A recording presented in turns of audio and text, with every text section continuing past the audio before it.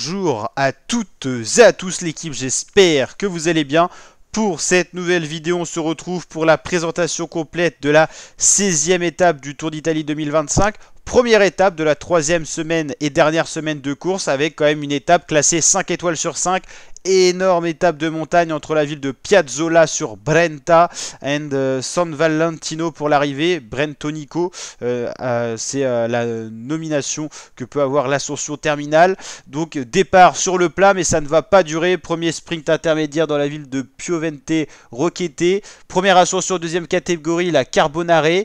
Ensuite première ascension de première catégorie de la journée, la Candrier.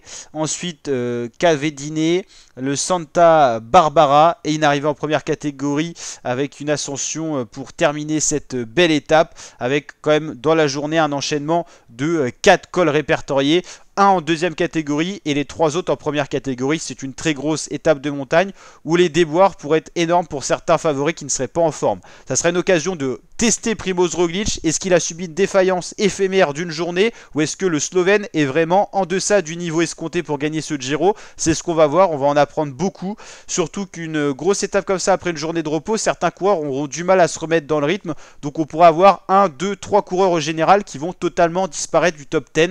Ça serait une bonne manière en tout cas de tester Primož Roglič qui est passé, je vous le rappelle, de 5 à 10e à l'issue de l'étape 15 du Giro 2025. Étape 15, étape qui semblait un peu anodine pour les favoris du général, même si c'était une étape de montagne. La dernière ascension était quand même assez loin de l'arrivée. Finalement, Primož Roglič, comme vous le voyez ici, passé dans l'actualité, perd 1 minute 30, c'est un fait marquant. Primož Roglič, vainqueur du Giro il y a 2 ans, et gros favori. On attendait un duel Ayuso-Roglič, finalement, pour l'instant, on est quand même agréablement surpris parce qu'on a du suspense.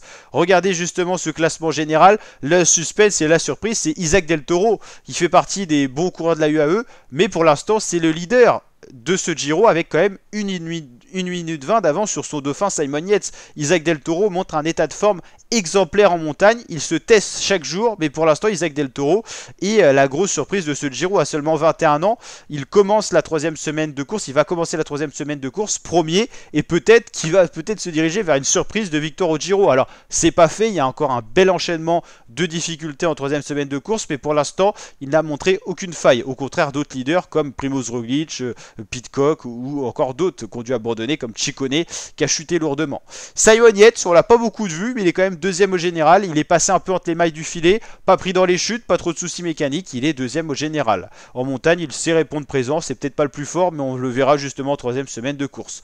Juan Ayuso, il montre quand même des faiblesses, au contraire de Del Toro qui paraît suivre toutes les attaques. Ayuso, il est souvent dans un second temps, un peu comme Roglič, mais un peu mieux que Roglič au final. Au début, il était à peu près dans le même niveau, et puis il a quand même gagné une étape. Mais là, il semble insuffisant en montagne. Carapaz, il semble très en forme, lui. Je pense qu'il peut faire une belle montée sur le podium. Il attaque souvent, il montre qu'il a les jambes, il est dans tous les bons coups, il suit toutes les bonnes attaques. Donc Carapaz, l'Équatorien, moi je le mettrais bien sur le podium final à Rome. Derek J suit les attaques, mais il est souvent mal placé, puis il a une équipe quand même un peu en deçà quand même des autres leaders. Damiano Caruso, il n'est pas leader, mais il est régulier, il est bon contre la montre, donc il est 6e. Il est devant son leader au général qui est Tiberi. Voilà, c'est régulier pour la Bahreïn. Caruso, Tiberi, c'est des valeurs sûres, même si Tiberi a quand même perdu du temps sur des chutes. Bernal, beaucoup à l'offensive, mais quand même 8e.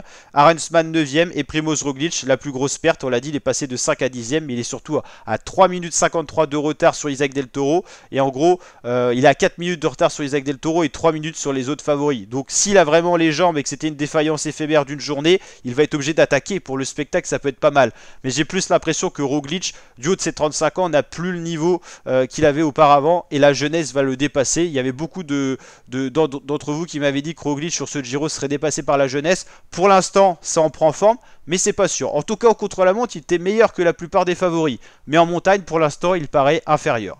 McNulty 11e pour la UAE, encore un coureur placé. Storer, leader de la Tudor, seulement 12e.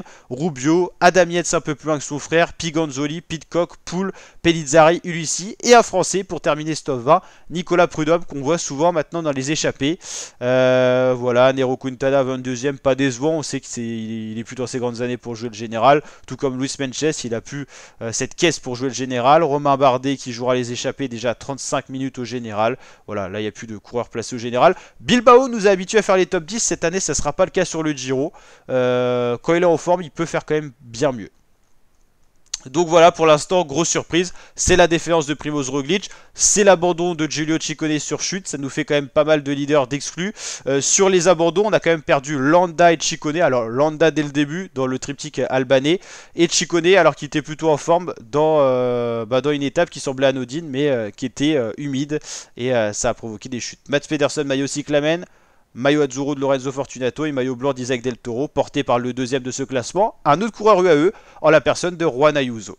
Donc pour l'instant, quelques surprises sur ce Giro qui ne sont pas déplaisantes. Isaac Del Toro qui joue un rôle de leader majeur alors que c'était Ayuso qui était annoncé ou peut-être Adam Yates, et un général qui est plus que jamais relancé. Donc hâte de voir cette troisième semaine de course. Donc on l'a dit qu'il va commencer avec une belle étape de montagne, l'étape 16. On va voir les vrais visages des leaders, on verra ceux qui sont pas en forme et tout ça, ça sera un vrai test. La 17e étape sera pas mal aussi, même si elle est un peu moins montante dans le final. Mais voilà, si un coureur est pas bien comme Roglic, il pourrait être lâché dans les deux premières ascensions. Il y en aura 3 en tout. La 18e étape sera une étape sur le papier anodine, mais on le sait, les routes italiennes peuvent provoquer des chutes, voilà, des cassures, donc on ne sait jamais, même une étape comme ça anodine sur papier peut voir un coureur général perdre le Giro.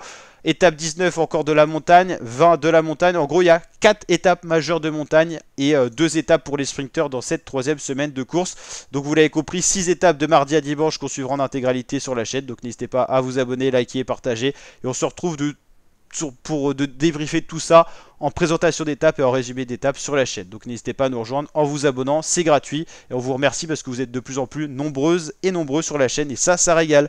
Ciao les fratés, portez-vous bien.